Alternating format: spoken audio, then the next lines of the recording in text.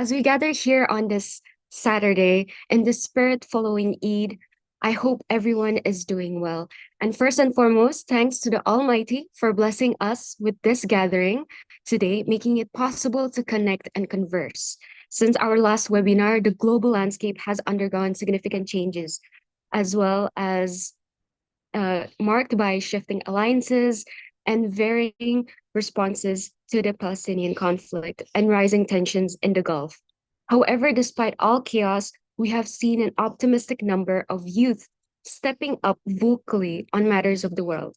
On behalf of the International Politics Forum team, I would like to extend my sincere appreciation to our distinguished speakers present here, honored guests, and participants joining us today from across the world. At the International Politics Forum, we believe global issues demand action by broadening views and nurturing peace through sharp analysis and dialogue that transcends borders. Ladies and gentlemen, my name is Amal, and I'm part of the Research and Development Division of IPF and currently a third-year international student in Indonesia.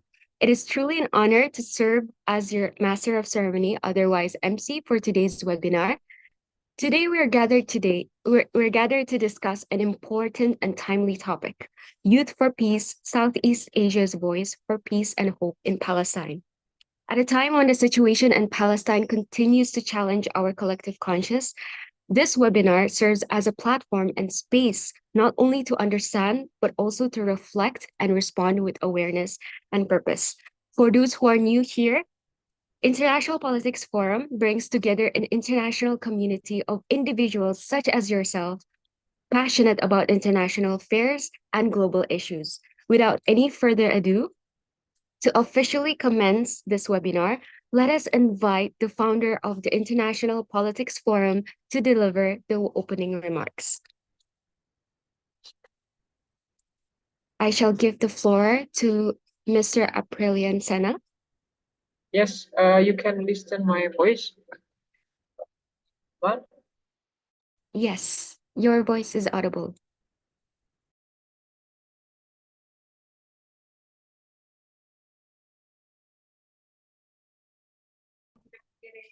Hello? Hello?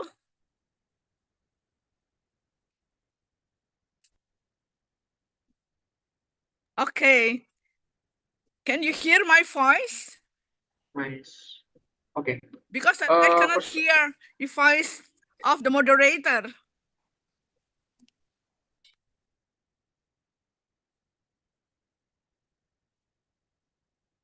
Thank you, Bilal.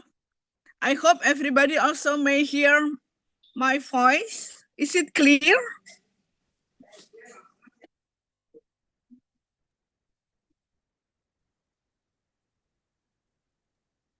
Thank you. Is it now my turn? No, after. Because I cannot hear the voice of the moderator. Very sorry. Oh, okay. Let me test it out. Is my voice audible? So may I now start? Yesterday I was informed that I will have about 15 minutes to deliver my keynote. I don't know. Is it time for me now? Yes. Okay, it is Topan. not. Thank you so much. So may I, first of all, introduce myself. I'm Yuli Mumpuni Widarso from the Majelis Ulama Indonesia, Indonesia Ulama Council. And thank you very much for inviting me on this. I hope that very useful discussions. And I'm happy that the topic is about youth for peace. Youth, you are the youth, you are belong to the future. So, and I believe you will be our future leaders. So that's why in this regard, I would like to first of all express my appreciation and thanks for the invitation and for the organization of this discussion by the International Politics Forum and INDEPTH. Actually, almost all the speakers, our today's speakers, I know everybody. I know Adlan, I know Pak Asep, and the others. I hope we may exchange views on the very timely topic, Youth for Peace, Southeast Asian, Voices for Peace and Hope in Palestine. So in this regard, since it is discussed about Southeast Asia, may I even make it quite focus on ASEAN. So I would like to put more on the ASEAN youth, voices for peace in Palestine. So talking about the voice, it is also important to understand about the importance of people's voice. Why people's voice nowadays is very important.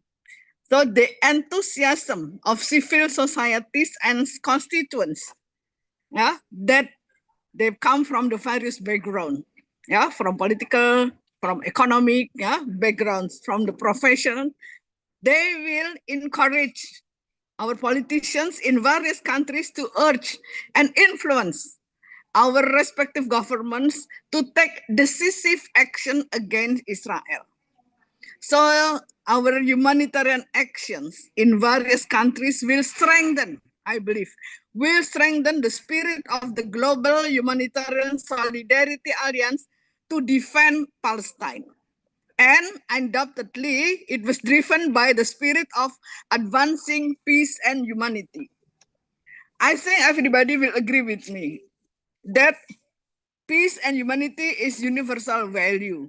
So that's why once we face difficulties talking about politics in multilateral fora or in bilateral, yeah, because of circumstances that difference. So now we put forward the value that which is universal, it is peace and humanity.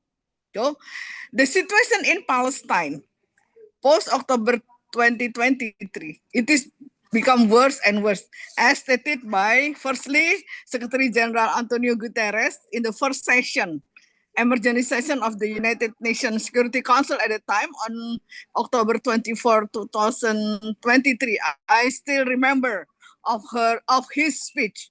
He said that it is important to also recognize that the attacks by Hamas did not happen in a vacuum. This is important, meaning that our Secretary General even recognized that the Palestinian people have been subjected to years of suffocating occupation.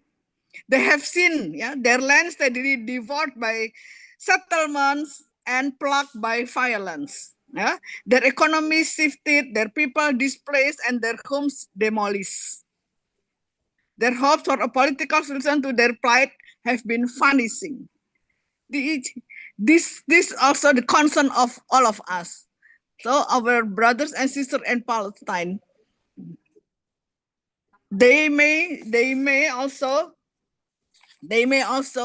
enjoy the support for us from the international community to share our spirit of solidarity to support Palestine.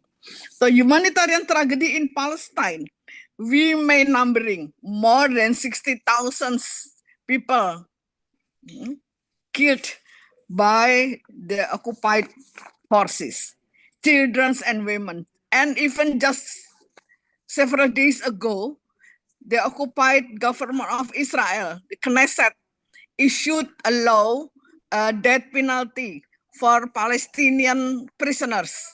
So we condemn strongly that decision because it's against the international human rights laws. So this has become even worse, the situation in Gaza, in Palestine. No? We understand also that the UN High Commissioner for Human Rights, yeah, said that Israel military operation violate international humanitarian law on an unprecedented scale. The scale even doubled than the one we experienced during the Second World War.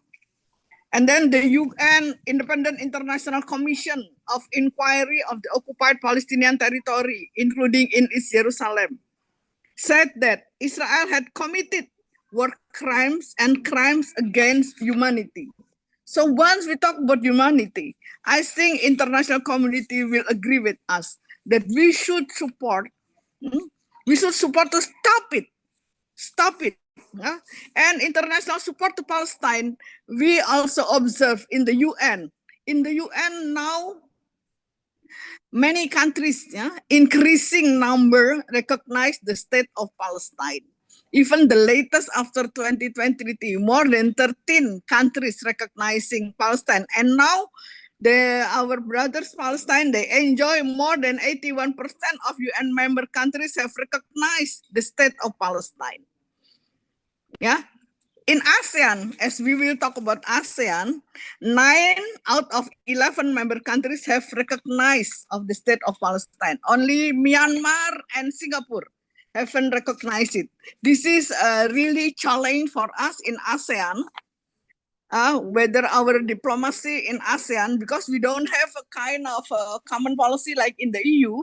In ASEAN, we didn't adopt the policy of common policy. So that's why we cannot ask Myanmar and Singapore to recognize Palestine, even they already recognize Israel since long time ago. So now, if we are talking about people's voice, I would like also to refer to the increasing importance of the public diplomacy. As we understand, the public diplomacy is to build long-term trust and understanding, broaden understanding of a country and influence foreign public opinion through various forms of communication and exchange. It is as mentioned by Mr. Cole, our academician, that issue already write many books on public diplomacy. So that's why now our challenge is on how to build the international public opinion, yeah, to give them clearer picture about the problem of Palestine. Yeah, in today's unconventional era, particularly, communication has been monopolized by the online world, like our Zoom meeting today. It is also we enjoy the development, the advances in information and communication technology that have facilitated the operation of soft power, even in diplomacy. And online communication and soft power have become closely intertwined. The interest is used to shape public opinion and build a conducive environment for achieving national interest. So if we share our interest, not only national interest, but global interest, to stop violation, above our brothers and sisters in Palestine, so please do it. Please, we do it, global action to build international public opinion. Now, this also kind of global humanitarian solidarity. We may do it through online communication. Yeah, the big key, the big keys of global humanitarian solidarity, like boycott all products produced by companies or countries supporting Israel. Promote the international spirit of humanitarian solidarity that become more prominent now. And organizing conferences, rallies, and maritime initiatives and discussion through website, through Zoom like this. This also will literally encourage all the international community to be more understand about the problem in Palestine. So, as I only may enjoy 10 minutes to give my ideas, I would like also to take this opportunity to inform that in Indonesia, particularly me as member of the Majelis Ulama Indonesia, I would like also to reiterate that this morning, another organization, they also organized a rally in front of the U.S. Embassy in Jakarta to express our deepest condolences for the 3 Indonesian soldiers that killed in Lebanon, southern part of Lebanon by occupied IDF. So this is a kind of public support, Indonesian public support to the Palestine. We have the biggest mass rallies organized by Aliansi Rakyat Indonesia Bela Palestina, and also Global Peace Convoy in Central Jakarta. We also organize humanitarian action initiated by 50 philanthropies. The latest one, we organized Asia Pacific Conference for Palestine, organized jointly by our parliament, Majelis Ulama, philanthropists, and youth organization. It is important to mention. It is important to mention that our youth organization, they have also organized a conference. Yeah, they organized a big conference before last July 2025 in Bandung, when in commemoration of the Asia Africa Conference, they organized in Bandung conference for Gaza. The result was very impressive because they came up with 7 commitment on how to help Gaza. The first commitment is about sponsoring Gaza orphans together. So it's to secure monthly donation for more than 43 orphans in Gaza. Second, Gaza One is a central hub for information and aid coordination. So they will organize one of the hub that all the information about Palestine, the development about Gaza, you may just click that Gaza One and they provide with all the information. The third point is affiliate free lifestyle. This is to boycott products. So our lifestyle is free from all products produced by Israel and all companies supporting Israel. Fourth, Palestine curriculum. It is very important because they will make a curriculum composed of culture, history, human rights, and support of the international community to Palestinian, to our brothers and sisters in Palestine. Yeah?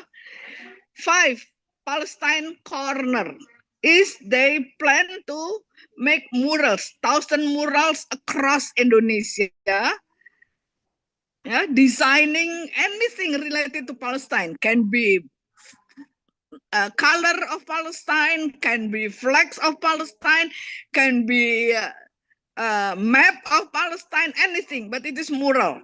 Yep. 6, Palestine Research Center. It is important because they will also encourage our youth to writing about Palestine, to collect data, and to do also scientific research. So it is important because we cannot only talk without data, without the research. So all the calculation, whether Palestine will achieve its full independence or not, it should be also scientifically researched. That's why all the calculations should be there. And the last one is 1 minute Palestine. They agreed to produce a video, short video, only 60 seconds message on Palestine by everyone. As far as they belong to the group of philanthropy supporting these 7 points of conference declaration on Gaza issued last July. So this is about our Indonesia and international spirit, solidarity. Now about ASEAN. I was also worried what in ASEAN has been done to Palestine. Talking about ASEAN, as I mentioned, that ASEAN has no common policy, that we may ask all member countries to recognize Palestine, as we aware that there are still Myanmar and Singapore, yet to recognize Palestine. While on Israel, 3 countries we don't have any and we don't recognize Israel: Brunei Darussalam, Indonesia, and Malaysia. We maintain our strict position that we will not make any recognition to Israel. Indonesia is in accordance to our constitution, because in our constitution clearly stated that we against the colonialism. So Israel is still colonializing Palestine. So that's why we cannot make any relationship with Israel because of this. Yeah. While in ASEAN, we understand that ASEAN has ASEAN Foundation. One of the function of the ASEAN Foundation is empowering communities. And areas of activities on these empowering communities is community building. So under these areas of activities in community building, ASEAN has also youth organization. We have ASEAN Youth Organization AYO in Indonesia. We have also ASEAN Youth Forum where our youth may discuss about development, peace, and regional cooperation. We have also Young Southeast Asia Leaders Initiative. Yeah, it was initiated by the U.S. government to encourage young ASEAN. Yeah, to have program on exchange views and exchange visit study in their campus under ASEAN framework. We still have also ASEAN Youth Fellowship. This is ASEAN. So as an exclusive program on the youth leadership. Yeah. And we have also SIP for Southeast Asia and Japanese youth program. We call it ASEAN SIP with young from Japan and ASEAN exchange visit. So on the SIP, we may discuss and exchange views. The latest one, we have Jakarta ASEAN Youth Exchange, based in Jakarta in the ASEAN Foundation office, where all the youth in ASEAN may organize any activities and action to strengthen the capacity of ASEAN, the capacity of youth in ASEAN in accordance to the blueprint of the ASEAN's social and cultural community. Back to the ASEAN, I believe that our youth may have also channeling in ASEAN project because we have also in line position with the international community vis-a-vis Palestine. For basic position on Palestine-Israel conflict has been expressed years ago by ASEAN. We support self-determination right. It is also internationally accepted. ASEAN support the Palestinian people's inalienable right to self-determination. Right? I think international community also supporting this. And support for two-state solution. So ASEAN maintains that a lasting, just, and comprehensive solution requires a sovereign Palestine living alongside Israeli in secure and recognized borders of 1967. This is also the ASEAN views. And humanitarian advocacy, of course. ASEAN emphasizes the need for continuous humanitarian assistance to the Palestinians, particularly also done by United Nations. And the last one, respect for religious side. ASEAN has stressed severally the need to maintain the status quo and sanctity of the Al-Haram Al-Sharif compound in Jerusalem, in Al-Aqsa. That's why we condemn strongly the IDF that occupied and closed Al-Aqsa during the 10 last days of Ramadan up to now. We ask the international community, yeah, we ask the UN, yeah, to respect our international agreement that Jerusalem is the international city for the three religions. So that's why the occupation of Al-Aqsa by IDF is violate the international commitment. So the latest one, I would like also to express appreciation to the Philippines as chairman of ASEAN. Just several days ago, ASEAN strongly condemned Israel death penalty law targeting Palestinians. ASEAN called it as a dangerous escalation and an oppressive policy that destabilized the region. Indonesia do support this. And our foreign ministry, including Majelis Ulama Indonesia, already issued also a statement condemning the Knesset decision issuing this law on death penalty to Palestinian detainees in the prison in Israel. So that's why, as my time may be already 15 minutes, in this opportunity, my last message to the youth and to all the speakers, please discuss, encourage, and elaborate the possibilities of the youth in ASEAN to also put Palestine in their agenda. Yes, of course, the ASEAN has ASEAN IPR, yeah, ASEAN Institute for Peace and Reconciliation. I already participated in writing one of the book regarding peace talk between the government of the Philippines and Mindanao under the MNLF at that time. So the peace talk was taken place in 1992 until the peace agreement was signed in 1997 in Malacanang. I was there. I was in the Philippines at the time for 6 years, guarding this peace process. So that's why I may encourage all the ASEAN youth also to participate in the program of ASEAN, including under the ASEAN Institute for Peace and Reconciliation.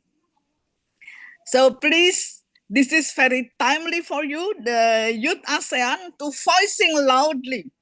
Because I never heard that ASEAN youth has an agenda, has an attention on Palestine.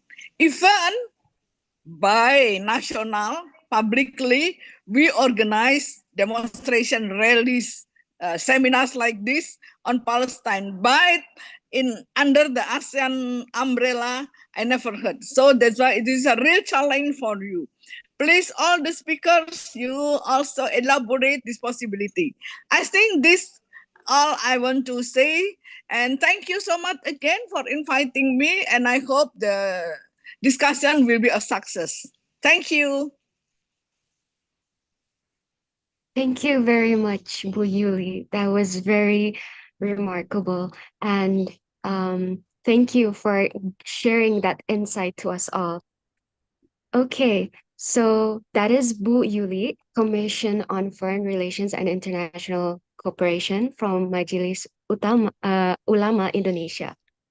Okay, without any further ado, we'll call upon the founder of International Politics Forum, Mr.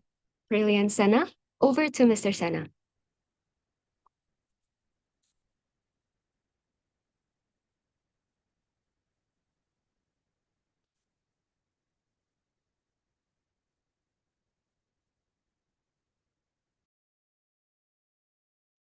Okay.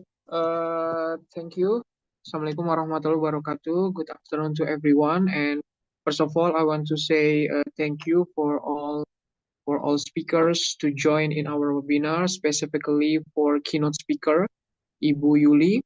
Ibu Yuli say about our webinar is maybe the first time from Southeast Asia, young in Southeast Asia to talk about the Palestine.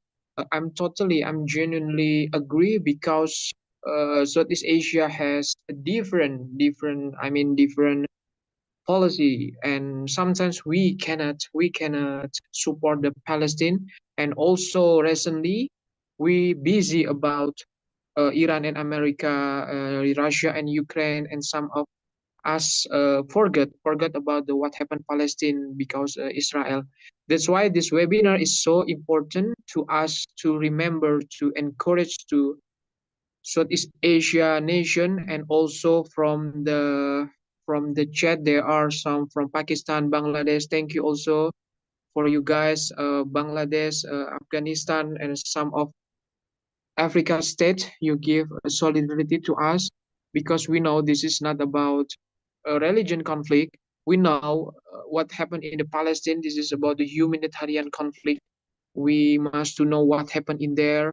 Uh, Israel still attacked to the Gaza, still attacked to the Palestine, and we have to advocate.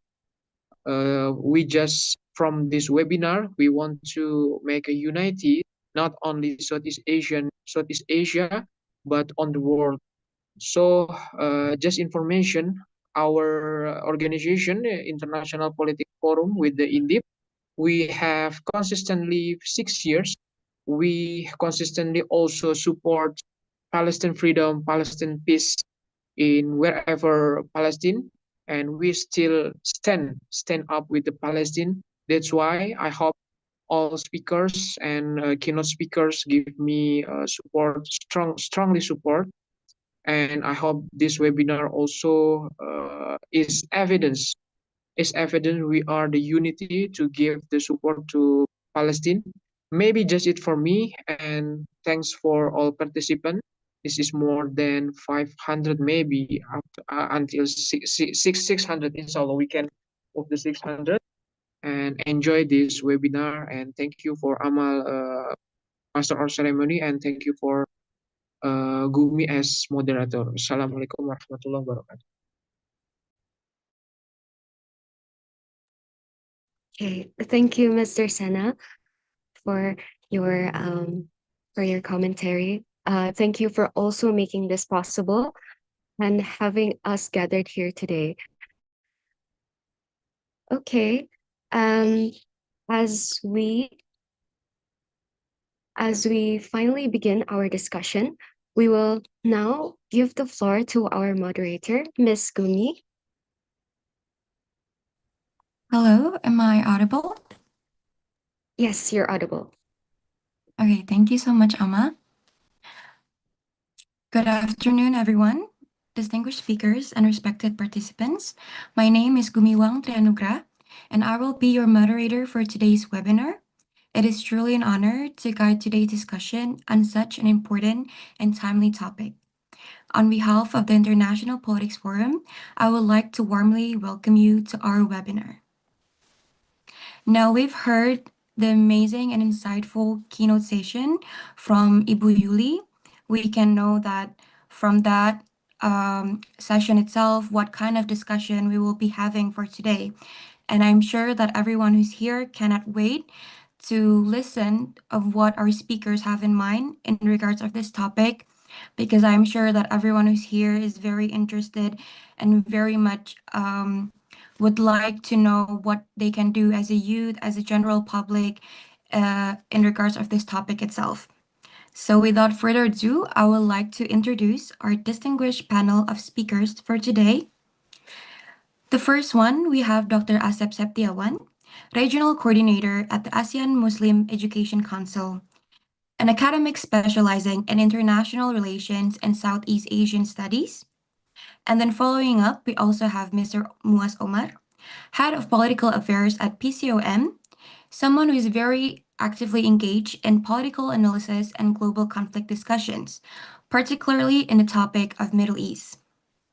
Next one, we also have Ms. Revda Selver, a PR and media executive at Friends of Palestine Network. Ms. Revda itself is focusing on advocacy, humanitarian campaigns, and also public awareness regarding a lot of things, including Palestine itself. And lastly, we have Mr. Adlan Athori, General Secretary of OICYouth Indonesia, who is actively involved in youth leadership and also international collaboration initiative. We are truly honored to have such an accomplished panel with us today. So now we will begin the speaker presentation, where each speaker will have approximately 10 minutes to deliver their presentations. And without further ado, let us begin with our first speaker, Dr. Asep Setiawan. Can you hear my voice? Yes, I could hear your voice. Okay, welcome, Mr. Asep. And now I would like to give the floor to you. Are you ready? Yes. Yes, the floor is yours. Thank you very much. Assalamualaikum warahmatullahi wabarakatuh. Alhamdulillah, alhamdulillahilladzi hadana li hadza wa ma kunna linahtadiya laula an hadana asyhadu la ilaha illallah asyhadu anna Muhammadan abduhu wa rasuluhu amma ba'du. In next 10 minutes, I would like to explain about the strategic contribution of Indonesia and Southeast Asia, of course, about how we are support of independence of Palestine. So I have some kind of the presentation I would like to share with you. And first of all, I would like to thank to the organizer for having with me, and thanks to Ambassador Yuli Mumpuni, my friends and senior, and she has explained everything about how we support the Palestine. But in this regard, I would like to share some kind of the ideas which hopefully give highlight how the Indonesian and Southeast Asia in now and the future supporting independent Palestine. So we are focusing now in my discussion about 10 minutes is about how the current condition will support of independence on Palestine. Regardless, I would like to propose the supporting from particularly Indonesia in terms of publics and state. Firstly, as we have current development, even though to some extent we not fully agree about the condition, particularly in Gaza, this is I would like to charter to mapping this my ideas about the strategic activity, and Ambassador Yuli Mumpuni has explained everything, but I would like to make it systematically. Firstly, it is very important that the political leader, particularly in Indonesia, should have what so-called is personalized diplomacy, whether conducted by the president or the foreign minister. And if you look at the foreign minister, Ibu, before yang current government is she is very active, you know, and this is very important.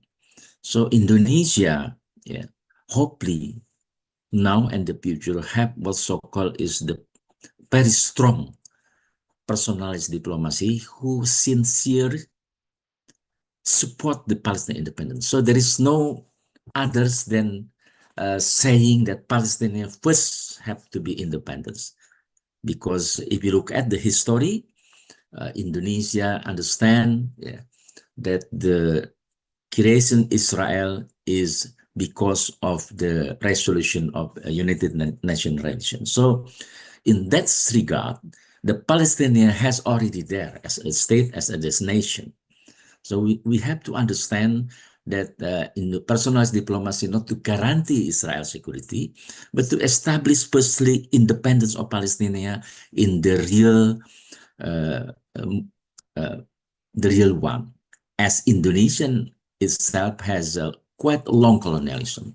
So this is the first strategy should be pushed by the youth, that the leader have to be commitment. The second, if you look at the situation in Gaza and even the West Bank, we have to push United Nations to have such kind of what so-called is the military peacekeeping, or what so-called stabilization force, we call it now. But the idea is to guarantee that the Palestinian people could live peacefully. If you look at in the ground, fortunately, I had been 2 times visit West Bank, Gaza, Al-Aqsa, even Hebron, Bethlehem, and we did have at the time that it is expansion gradually. The peoples, we call it militia, support by the state to expand the what so-called is settler.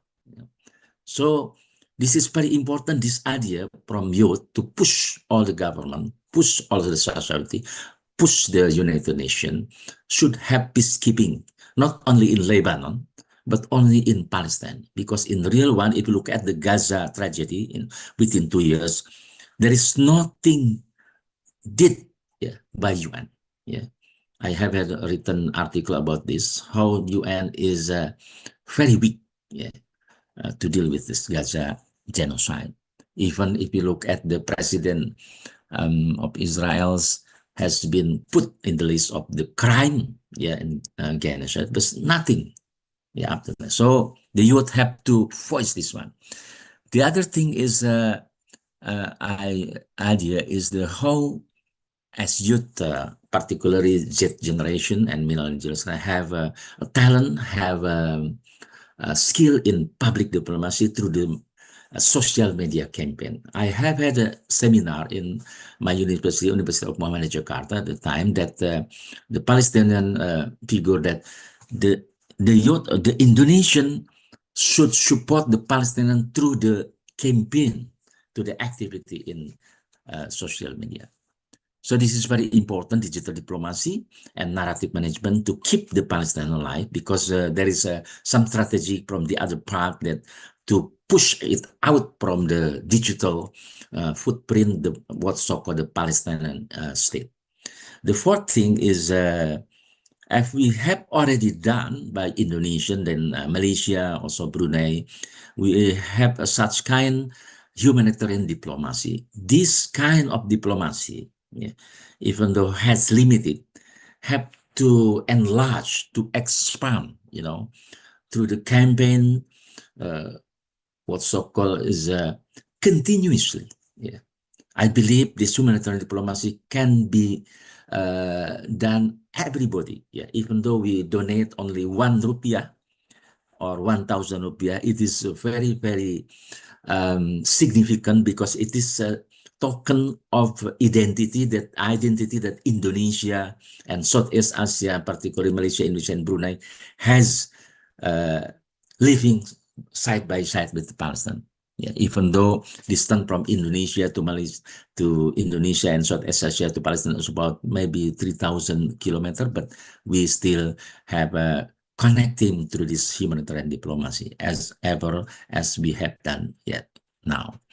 The last one, I think, the youth has or have to voice what so-called multilateral coalition building, parliamentary diplomacy, and Majelis Ulama, Indonesian Ulama Council has already explained by Ambassador Yuli that we have has a coalition of Asia Pacific to support the Palestine. This one have to expand, have to maintain, and I believe this is very important that the youth understand that the supporting Palestine in coalition is not about the Palestinian independence only, but it is the long struggle against the colonialism, the long struggles against the superpower who has now witnessed us to bully. We call it bullying. So this is have to be the mindset of youth, that the coalition, the collaboration through the diplomacy, even youth diplomacy, should be the corner of our movement now and in the future. That is my idea about how to support the Palestinian. Hopefully this could be based on discussion. And as a coordinator, I would like also to introduce, I myself is active in, as a coordinator here is AMEC. AMEC is Asia Middle East Research Center, and Dialogue is established by the activist Dr. Muslim from Palestine, is office in Malaysia. So this is the AMEC is one of the effort of the how to generate, how to make a coalition within society through the research, through the dialogue. That is very important also for the peoples in Indonesia and Southeast Asia. This is one kind of strategy how to establish a long journey, long struggles to support the Palestinians as independent and state in this current status. Thank you very much again to the organizer for having me. Greeting from London. I am not in London currently. Is about 8 AM, so in early morning on Sunday. Thank you very much again. Wassalamualaikum warahmatullahi wabarakatuh. Thank you so much, Dr. Asep, for your insightful presentation. I am sure that everyone is here who just listened to that session itself now gain a very meaningful new knowledge on how we can, as a youth, to channel our voice. Because I think like a lot of people here also want to know what we can do as a youth, so that we can help our brother and sister in Palestine, so that they can gain freedom like every person have. So now, so that we can keep this discussion going, I would like to invite our next speaker, Ms. Revda Selver. Are you here?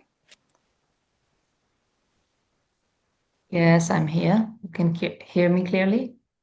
Yes, you're audible. Okay. Bismillah ar-Rahman ar-Rahim. Yeah. Distinguished guests, respected speakers, and my dear brothers and sisters. So, when we want to speak about Palestine today, we are not speaking about a distant cause. Yeah. We are speaking about a reality that has been unfolding in front of us live, unfiltered, and undeniable. And yet the question is no longer do we know? Because today, of course, we do know. We see the images, we hear the stories, and we follow the updates. But the real question that we need to ask ourselves is now that we know, what are we going to do? So let me first try to tackle the concept of the illusion of awareness. So we often say that, yes, we are aware of what is happening in Palestine, but awareness can be actually misleading because sometimes what we call awareness is only exposure. We see moments, but we miss the systems. So let me give you one clear example, yeah? We have the cause of the Palestinian prisoners. We often hear one word dominated global discourse, like the word hostages. So when you hear this word in the media, it triggers urgency, sympathy, global outrage. But when it comes to Palestinians, the language shifts. They are called detainees, or they disappear from the conversation entirely. So this is not just semantics, we are talking about selective humanity. Since 1967, over 1 million Palestinians have been detained by the Israeli occupation. Today, we have more than 9,900 Palestinians remaining in Israeli prisons, including hundreds of women and children. Many are held under what is called administrative detention, meaning that there is no official charges, no trial, and no timeline for how long they will stay inside the Israeli occupation prisons.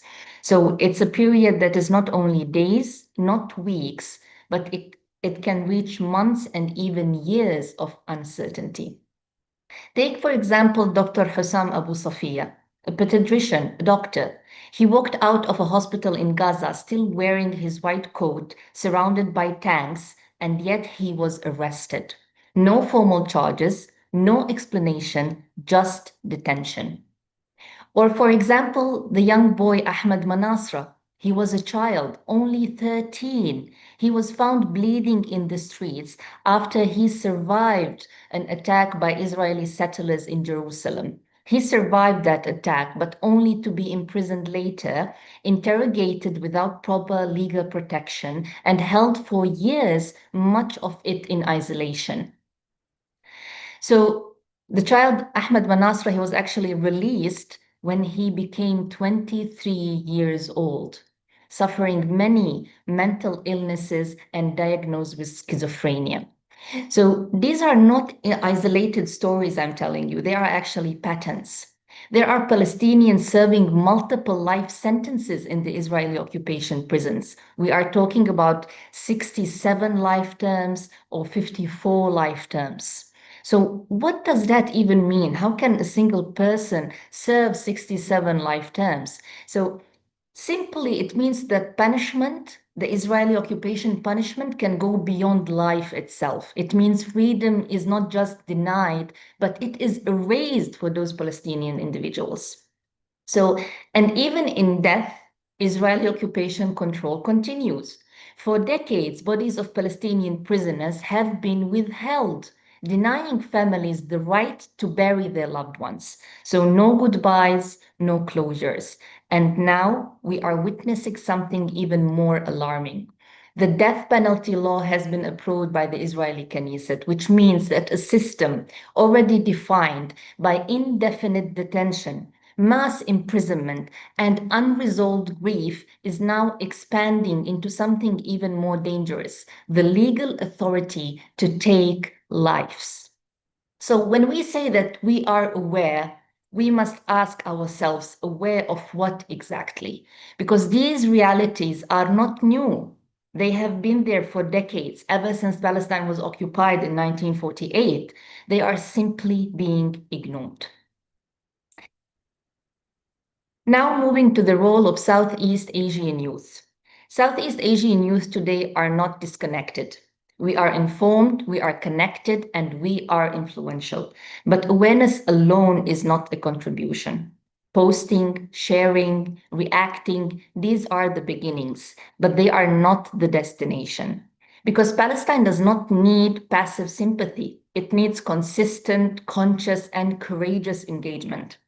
So our role here in Southeast Asia is actually very unique. We are not in the conflict, but we are also not neutral either.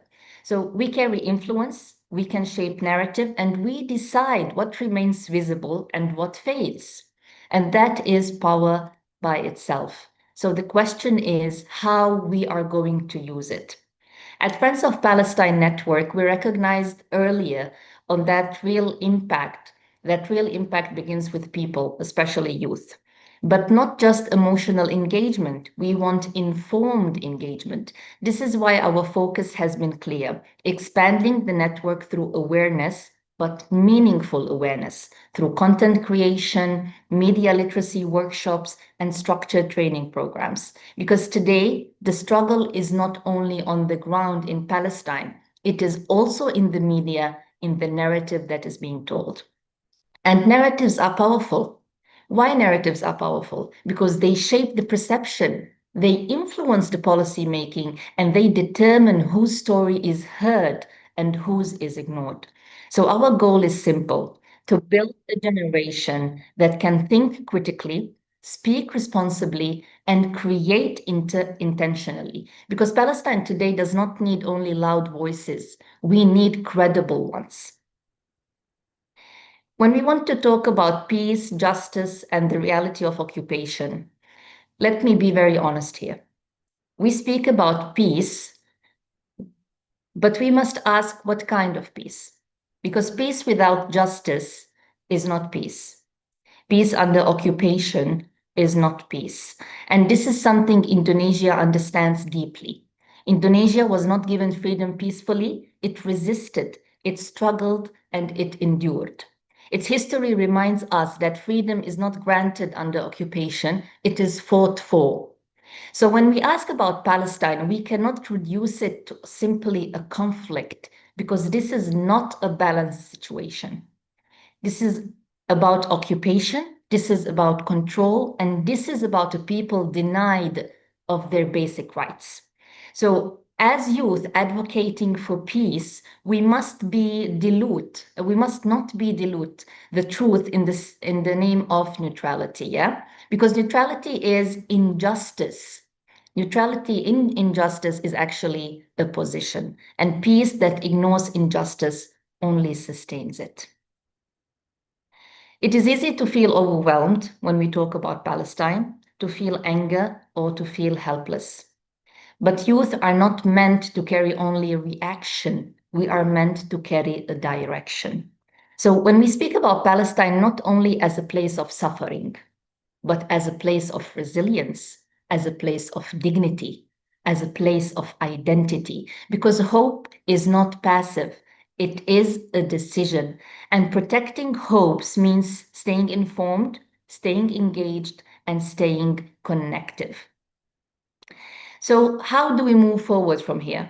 How do we move from awareness to something that actually matters? Because awareness on its own is comfortable. It allows us as individuals to feel involved, but without being really responsible of what is happening. But Palestine does not need comfortable awareness. It needs committed action. So first, go deeper. Do not settle for headlines. Go beyond the moments. Study the history of Palestine. Understand the systems, not just the symptoms. Because without depth, your voice can be loud, but empty. And today we don't need more noise. We need more clarity. Second, use your voice intentionally. Every post, every word, every message, it shapes perception. You are either reinforcing truth or unintentionally spreading distortion and misinformation. So be careful and be deliberate, because not all visibility is impact and not every viral moment is meaningful. Third, build skills. Passion is not enough. Passion is never enough. If you care, then invest in becoming effective. Learn how to write, learn how to communicate, and learn how to create, because advocacy today requires both heart and skill. Fourth, be part of something bigger. Do not walk this path alone.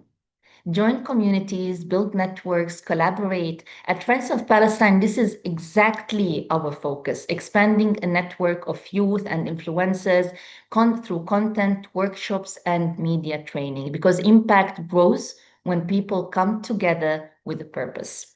And finally, stay consistent, because one of the biggest challenges today is not ignorance. I think most of us, we have the knowledge. It is inconsistency. We care for a moment, then we just move on. But Palestine doesn't disappear when it leaves the headlines. So ask yourself, will your engagement disappear too when Palestine disappears from the headlines? Because this cause is not a trend and it is not temporary. It is ongoing. So do not just be present in the moment, be present in the cause. Do not just raise your voice when it is loud, raise it when it is needed. Do not just consume the story, but be part of shaping it. Because the difference between awareness and action is not knowledge, it's responsibility. And the question you must answer is this: now that you know, what will you choose to become? Let me end my speech with the following. We may feel small, but silence has never changed anything. History is shaped by those who refuse to look away. Palestine is not asking us to carry everything. It is only asking us to remain present, to remain aware, and to remain responsible.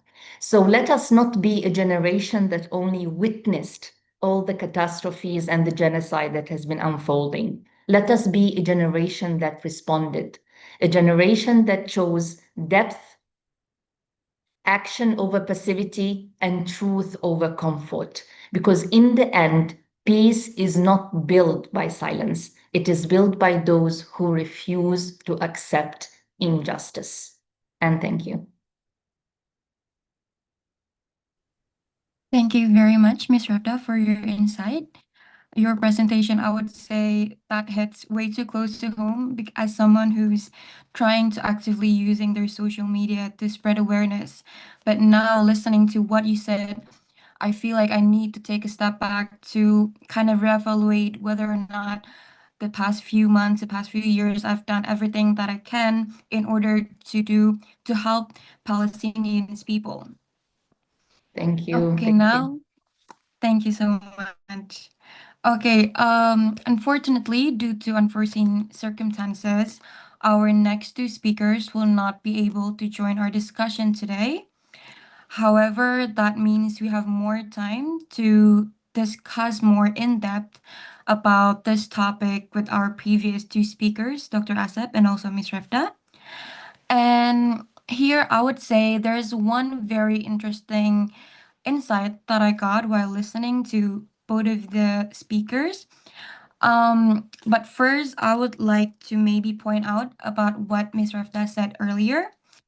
I found your point about how language and word choice, how they are able to shape global perceptions of Palestine is really compelling because it highlights how narratives are not just descriptive, but also it can be used as something very political. They can influence how the international community understands and respond to the situation itself.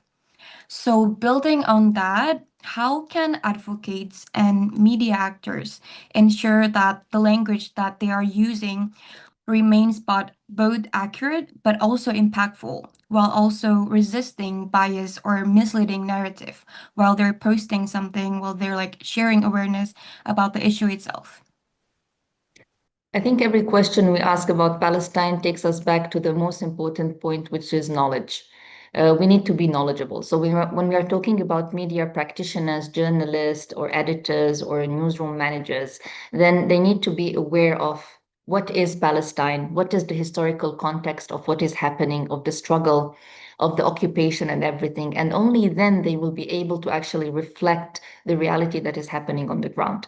And I think we, as not only Muslims, but as countries who support the struggle of the people in Palestine, we need to show more dedication when it comes to covering Palestine in our media and our headlines, because we have been spotting a lot of very silly mistakes that if we can just work on them, then it will reflect in a very positive way on the people of Southeast Asia. So, for example, using the word of conflict when we are talking about what's happening in Palestine is actually a big mistake, because conflict in English language means that there is a balanced situation. You have two groups of people who have equal power and they are having an issue. What is happening in Palestine definitely is not balanced, and definitely the Palestinians are not equal when they are fighting a war over 75 years with one of the strongest armies in the world, right? So you just don't use the word conflict. Also, whenever we are talking about West Bank, usually in the headlines, they will just say in West Bank, in Jenin, this and this happened. What we believe is that it is the occupied West Bank. So we should be saying it out loud more and stating it and highlight this is an occupation, Israeli occupation. We don't say Israeli state, because once you write that down and you publish it in your mass media, you are giving recognition and legitimacy to this occupation. Also, for example, what was happening in Gaza for the past 3 years unfolding in front of us. Many of the Western media use the term of Israel-Hamas war. When who were the casualties that actually were suffering from what is happening in Gaza? It was the Palestinian people and the civilians, right? More than 70,000 people have been killed by the Israeli occupation. So such terms make a very big conflict of a people's fight for freedom and land just between a state and a group of terrorists. So this is minimizing and changing the context of what is really happening on the ground. So, and then the biggest issue is when we just reshare and repost like parrots what is actually being shared in the media. Why? Because we trust that what the media is writing, it's being credible, it's being checked, it's right. So here I think comes the biggest responsibility on us as individuals to actually read behind the lines. When they are covering news about what's killing Israelis, for example, you will see that they are giving depth to the story, humanitarian aspect. They mention names. They try to, tickle the emotions of the readers to gain their sympathy. But then when they're talking about Palestinian casualties, they just say numbers and datas. So they strip them from their humanity. So you just don't have any kind of connection with them. So this is what we need to change. We need to change our words, and we need to be critical when we read and consume anything about Palestine. We need to be able to read what is said behind the lines. Yes, I would say that is a very interesting thought, because what I noticed from the few discussion that I had with someone who's like my age, who's also trying to share their knowledge on the issue itself, often they try to worded it nicely, because sometimes the word, like for example genocide, or when we're talking about like the number of people, the number of casualties, they don't want to go into detail about it because it makes them uncomfortable. Exactly. But which is kind of ironic because like if we're being uncomfortable while we're watching everything that has happened through our social media in the comfort of our home, how we can also imagine how can the people who actually live there felt, what kind of situation they're in right now, how uncomfortable they must be. So yes, I would say that we have to pick our words very carefully so that we can also not give legitimacy to whatever happening right now, so that we Exactly. can keep on supporting them on the right path. Perhaps Dr. Asep, do you also have some opinion about this matter itself?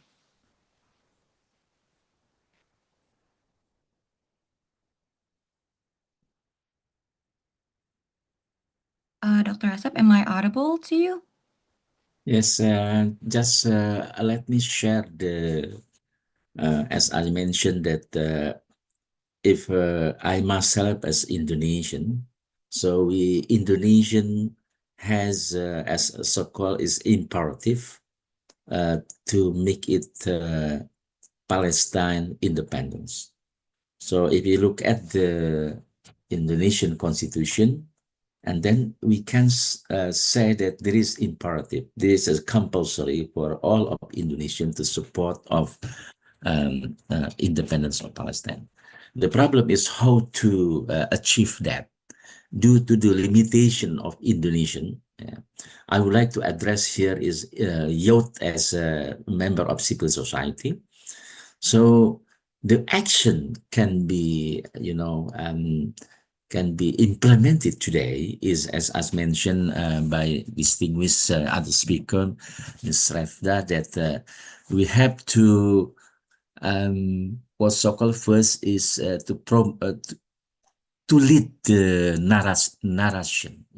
narration that Palestine is have to be free from colonialism. That is the first step. Can youth be addressed now and can be implemented, whether in social media, whether in discussion. So this is imperative. This is should be to do, whether in immediately or in the long term. So this must be mindset for the youth, I think, that the freedom of Palestine, the independent Palestine, is a must to do from all of mindset of Indonesian and Southeast Asian people, particularly in youth.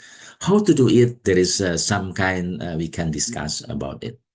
Particularly, one of exactly can be done is to change the narrative, to lead the narrative. That is the step I think is very immediately can be do now and within hour and within minutes, and that should be conceptual and strategic based.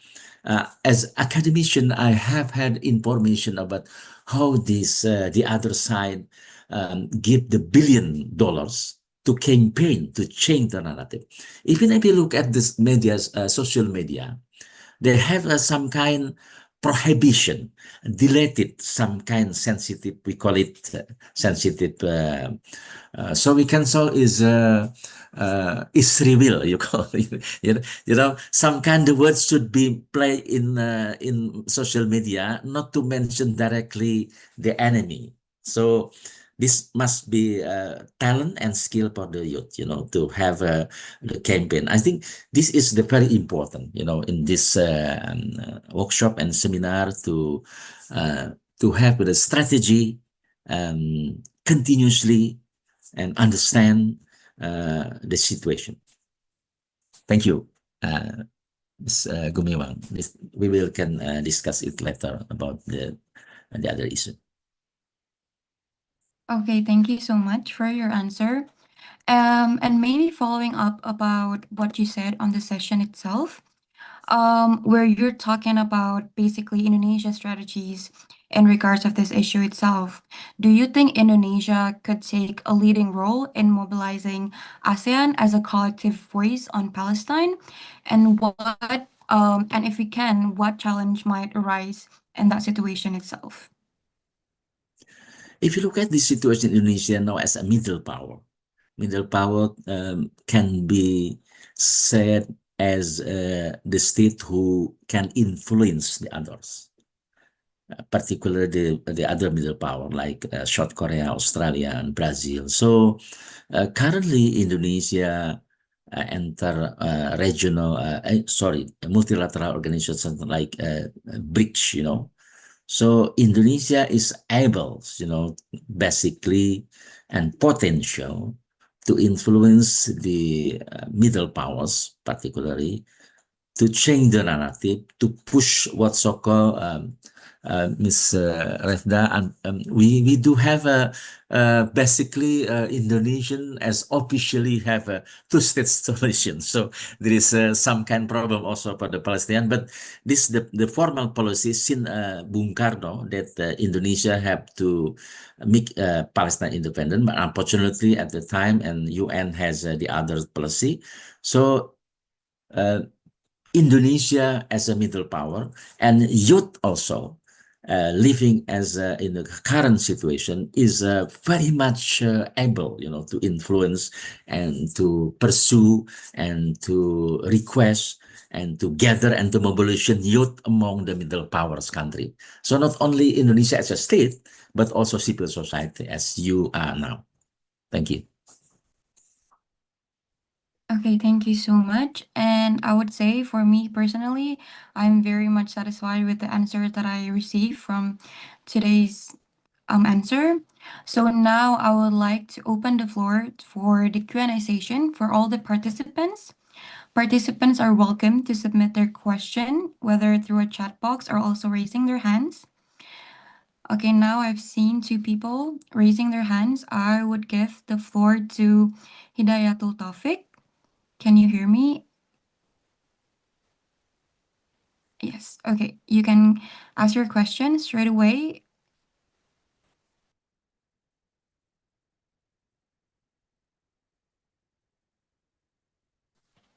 Okay, so maybe you can type it into the chat box if you're unable to say it now.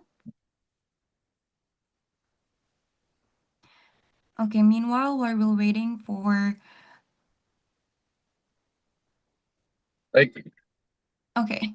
Can you hear my voice? Yes, I can hear your voice. Ya, Bismillahirrahmanirrahim. Hamdan wa syukran lillah, salatan wa salaman ala rasulillah, wa ba'du. Firstly, I would like to thank the God Almighty for His blessing that enabled me to follow this activity, amazing activity. And then let me introduce myself. My name is Hidayatul Taufik. I'm from West Sumatra. And I am a civil servant in province government of West Sumatra. Kang Asep, may I call you Kang Asep? Yeah. Of course, please. Yeah. Wait.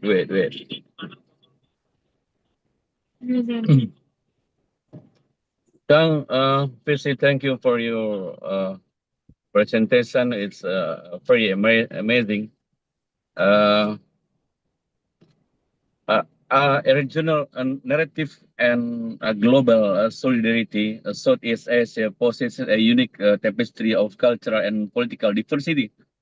Often, support for the Palestinian cause is viewed through a narrow lens of specific religious identity or limited historical sentiment.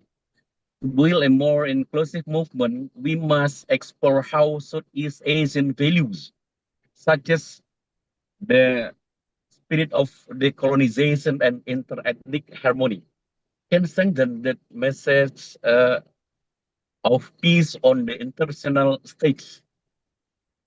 My question, how can we frame the narrative of support for Palestine so that it's a Trescan, a sectarian or primordial boundaries, turning it into a universal humanitarian issue that mobiles all segment of Southeast Asian society, regardless of background? For Revda, Miss Revda, the effectiveness of public diplomacy in the digital age. This webinar emphasizes youth's voice. In the information age, social media activism is often dismissed as performative. However, with speakers from international organizations and academia such as Dr. Asep Setiawan and OICYouth representative, there is an opportunity to transfer online discourse into tangible diplomatic pressure. My question, to what extent can the voice and public opinion of Southeast Asian youths on social media truly influence the foreign policies of Asian member states of to take firmer, more decisive action within the United Nations regarding Palestinian sovereignty? Thank you.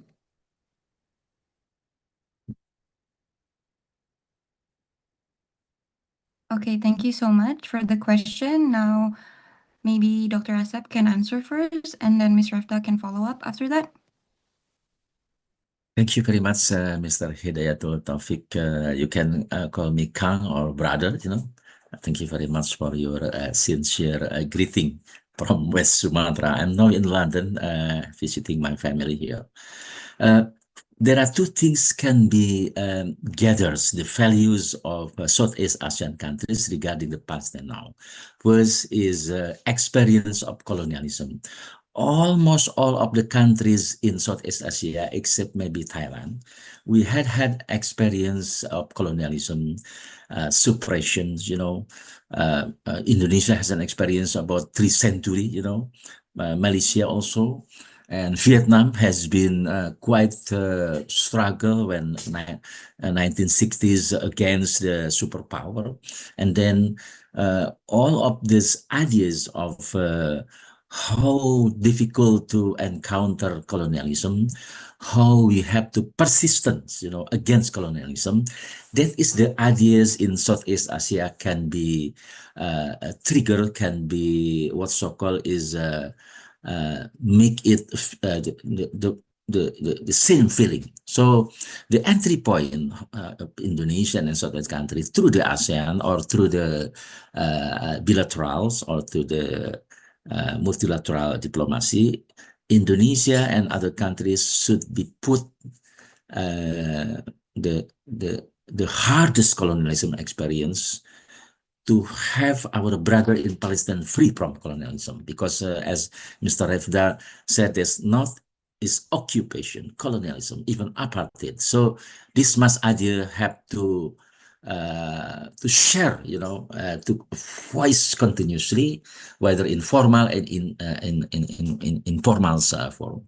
The second ideas, the second things can be joined among the ASEAN society, ASEAN people, is the humanitarian help for Palestine. Not only sending the food, medicine to the West Bank or Gaza, but also to help Palestinian diaspora everywhere in Southeast Asia. That is the kind could be implemented, even could be gathered now. As I myself active in Muhammadiyah University, we accept for example, scholarship for student Muhammadiyah from Palestine. So this kind of two things can be implemented in the process of liberating of the Palestine in the future. So the colonialism experience can be felt it in a Southeast Asian country. And secondly, how we are pushing, how mobilization, humanitarian, not only term in the sending food and medicine, or we as Indonesian, for example, establish mosques, you know, establish orphans and others physically, but also to helping all the Palestinian diaspora around the world, particularly in Indonesia, Malaysia, Brunei, and other countries in Southeast Asia. Thank you. Okay, thank you, Dr. Asep, for your answer. And Ms. Revda? Can you answer the questions Can you also? please just repeat or paraphrase the question? Because I didn't really get it. Okay, Mr. Taufik, can you repeat your question?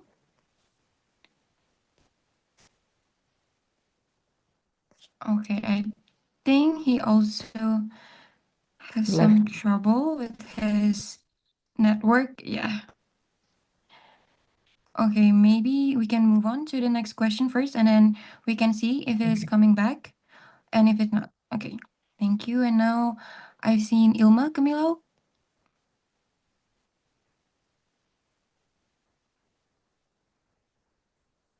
Okay, thank Okay, you. you can ask your question right away.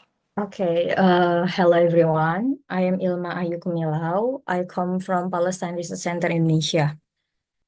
At first, I hear Miss Revda say, your voice may be loud but empty. I see it. I feel it. I agree with that. And I see it because we just stand above spirit.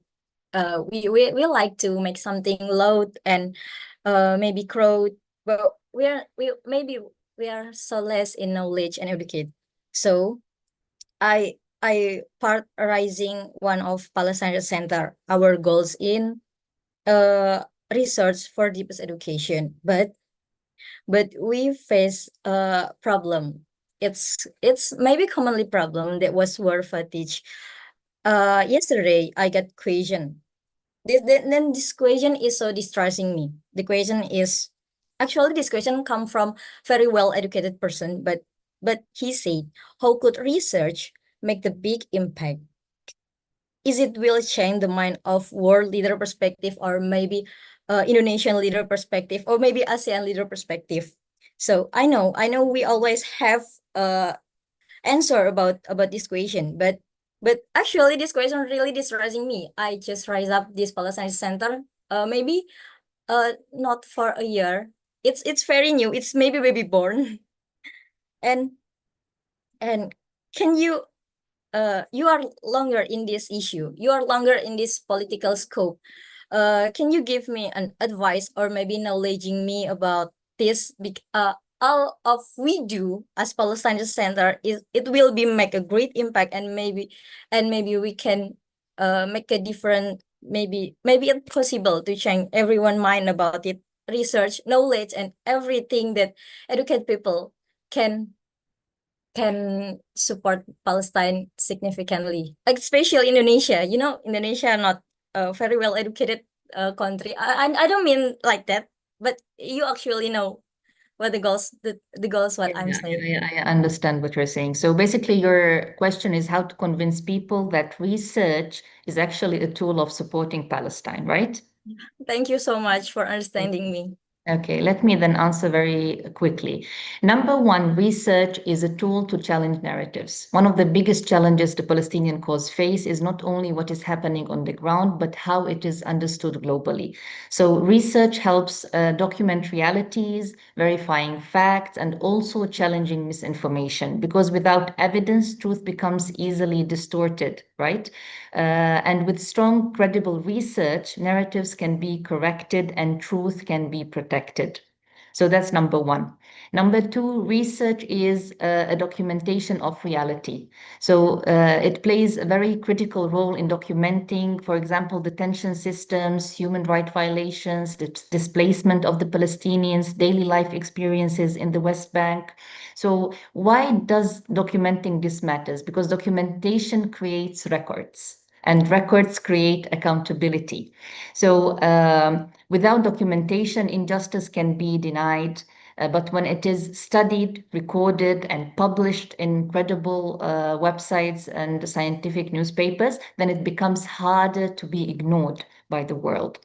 Number three, research influence policy and international action. So governments, NGOs, international bodies do not act based on emotions. They rely on reports, data, and academic studies.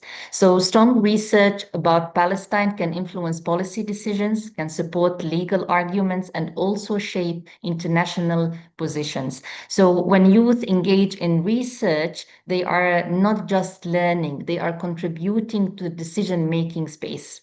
Number 4, research is a forum of advocacy. Not all advocacy is loud. Some of the most powerful advocacy happens in journals, reports, policy reports, and papers. So because well-researched work builds credibility, strengthens the arguments, and gives weight to voices that are often dismissed. So in this sense, research is not separate from activism. It is a deeper form of activism itself. So yeah, that's my view of the importance of research when it comes to Palestine. And I hope that I have covered all the aspects and you're happy with the answer. Okay, Ilma, do you have any follow-up questions or was it enough? Can I add something about the research, as Yes. mentioned, addition? Let me an example. If you have talent, if you have intelligence in research of defense, for example, research. If you look at the Iran now, how the drone can evade, the drone sending Iran to Israel now. They are not following the similar line gravitatically, like this one. They can moving around, so they can evade the detection of the anticipation from the Israel. That is based on research, not only research in social science, but research in military science, research in economic science, everything, I think, based on research. So I believe the research can contribute, not only talking, research is about invention. And in Al-Quran itself, Allah telling us, yatafakkarun, thinking. So this is the very important words, I think. If you look at Ali Imran 190 and 595, it is very important that all of the youth, all of the us has to think zikrullah, we call it first, and then thinking. Thank you very much. Okay, thank you so much. Thank you so much for makes me stronger because you're wonderful answer. Okay, keep the hard work. Good luck. See you again. Okay, thank you so much for the question. And now we have the time for one last question. I see Muhammad Tasiu. You can ask your question. Assalamualaikum warahmatullahi wabarakatuh. Waalaikumsalam. Good afternoon to you all, and thank for this important event. Really appreciate it. So my question is, on this most critical situation, most challenged situation, genocide continue making genocide in Palestinian territory. Global making it quiet, like United Nations, OIC, and other Western countries. So my question is, if this colonization continue to the Palestinian territory, gradually Palestinians lose their own land. Gradually, smoothly, Palestinians lose their own land. So in next 5 years or 5 years or 50 years, I want to know the future of Palestinians.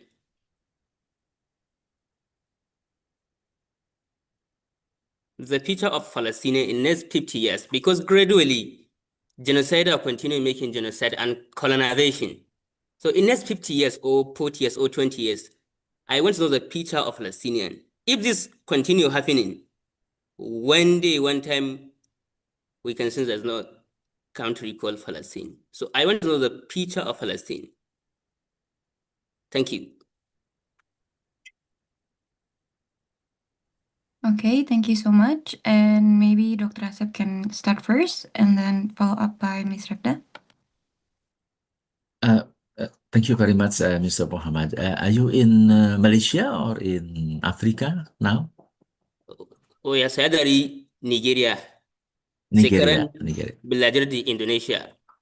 Di Indonesia, ya. Terima kasih. Selamat sore, selamat pagi dari UK. Selamat sore. Basically, if you look at the situation, very sad, of course, and it is not side of us, it is side of Palestine. Genocide being continuously without punishment from international society, from international institution. This is look like hopeless. But I believe that is the challenge of the mental of us, the challenge of mind. As Mr. Revda said, we have to change the narrative. If you look at the situation is hopeless, there is look like we are not tidak berdaya, hopeless, I think, yeah. But I believe this is the challenge how in the bad situation, we can make it learn much about this.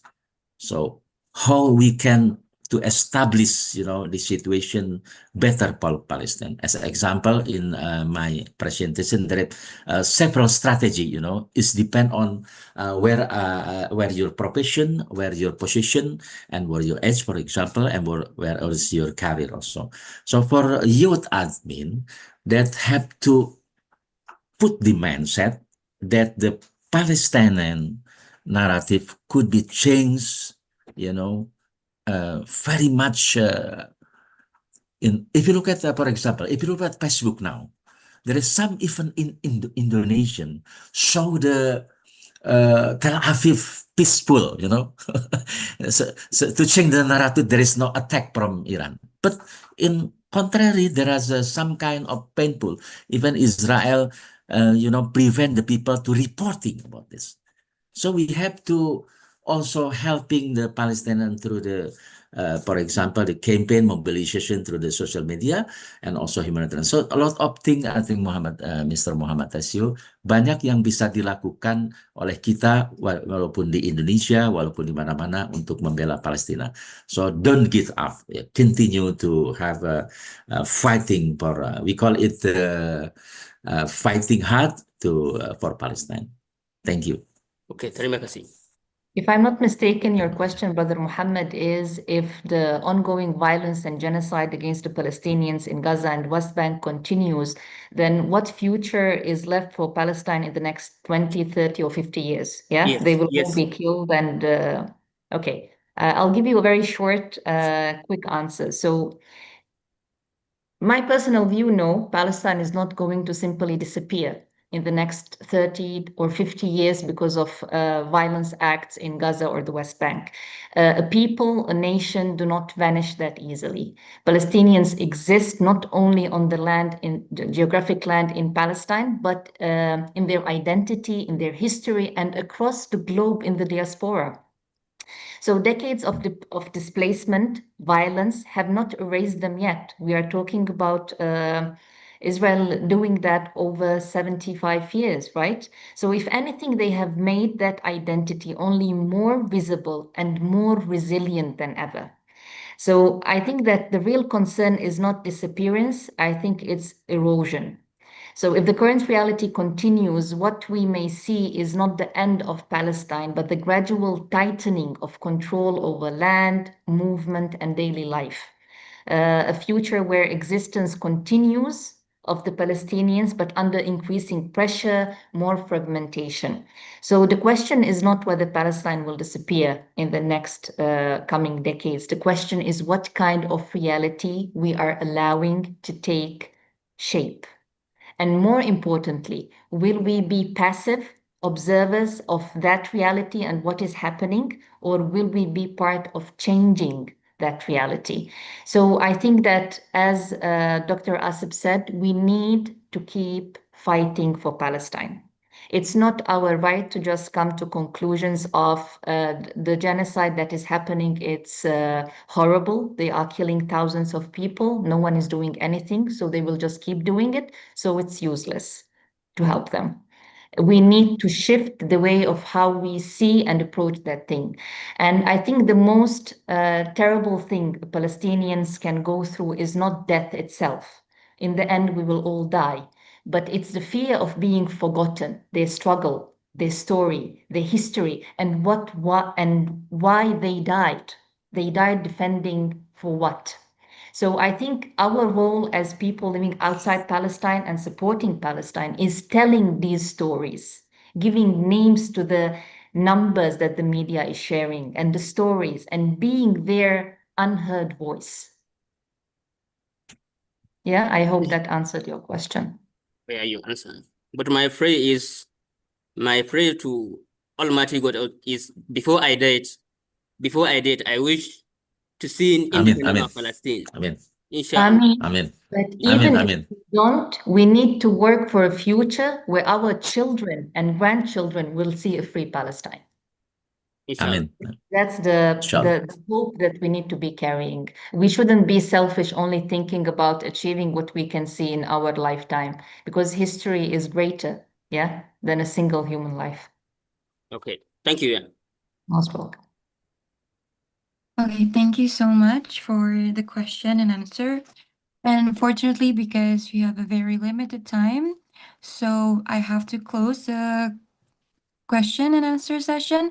However, you can all still ask your question and write it down on the text box, and later the team will compile the question, and we will send it out later to the speakers, and we will share the answers on our social media. And for now, before I give the floor back to the Master of Ceremony, I would like to give a closing statement. As we come to the end of today's discussion, I would like to invite all participants to reflect on the important role that youth can play in promoting peace, justice, and also solidarity.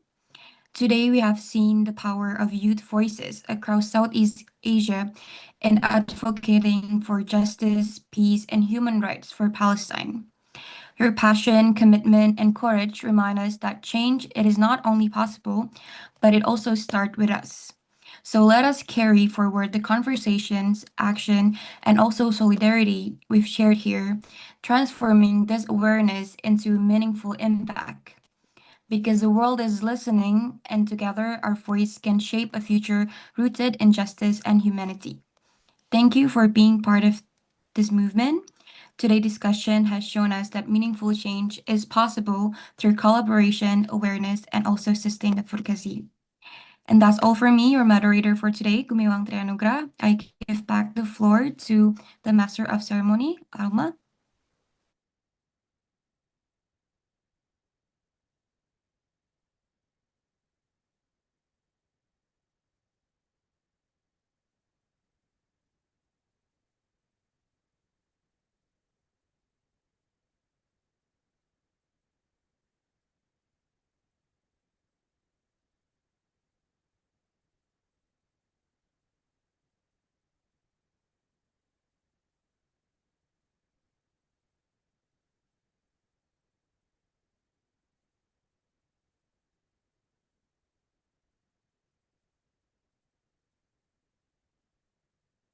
Contributing to the Q&A session. And also sincere appreciation to Mr. Sena and to our moderator, Ms. Gumi, for making this event possible.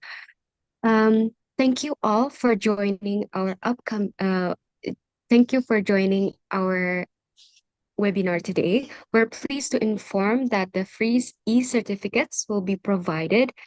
Do keep in mind, in order to receive your certificate, participants are required to complete the following steps. That is, firstly, we request all the participants to follow our social media platforms in Instagram at internationalpoliticsforum.ipf and also at indepth.workspace.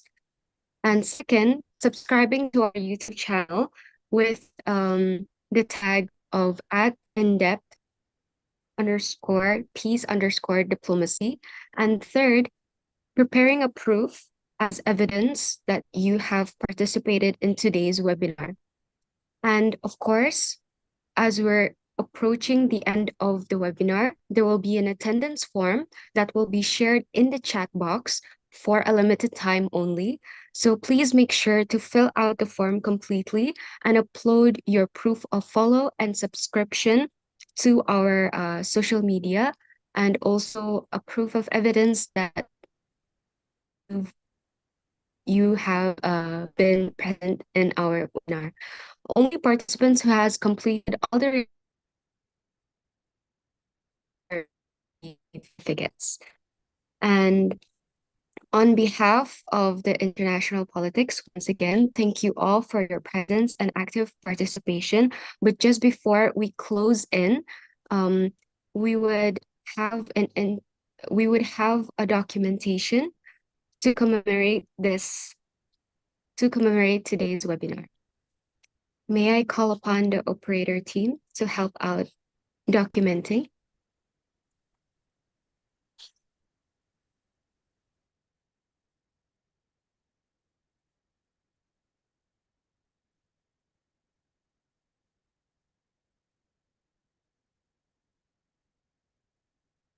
Okay, apologies. But before we take a picture together, we'll have a Jamboard session. So it is an interactive session.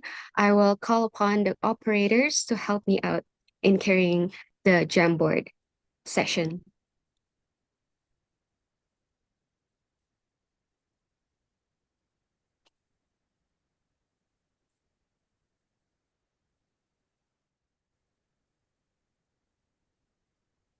Okay, so for this session alone, we kindly request all the participants to write down and share perhaps a word or an expression or a statement for their wishes and hopes for Palestine. So feel free to share your hopes for Palestine.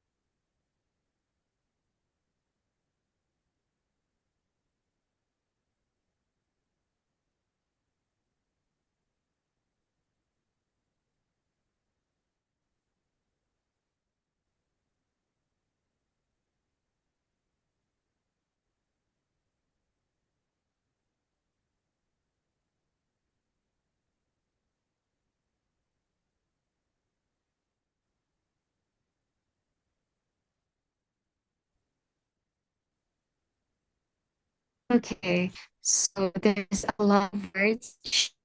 Freedom, Palestine, love, Palestine will be free, inshallah. And humanity, peace, freedom for everyone. We also hope that these wishes for Palestine do come true and that we will continuously support brothers and sisters in Palestine.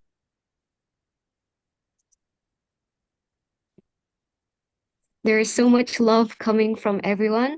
This is really great. It reminds us to be more hopeful and excited to fight against injustice. If has not shared, do participate in the Jamboard so that hopefully with all the message in the Jamboard, we can spread our love for Palestine.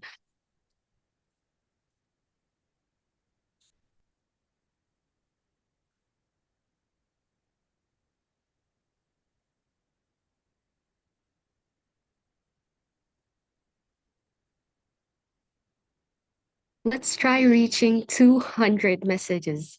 We have over 300 present in the Jamboard. So let's aim for 200 messages.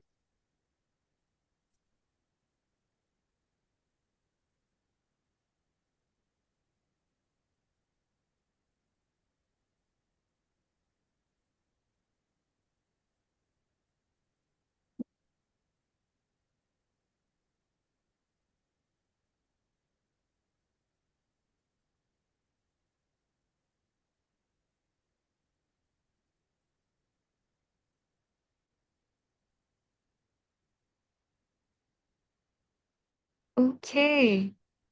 All right.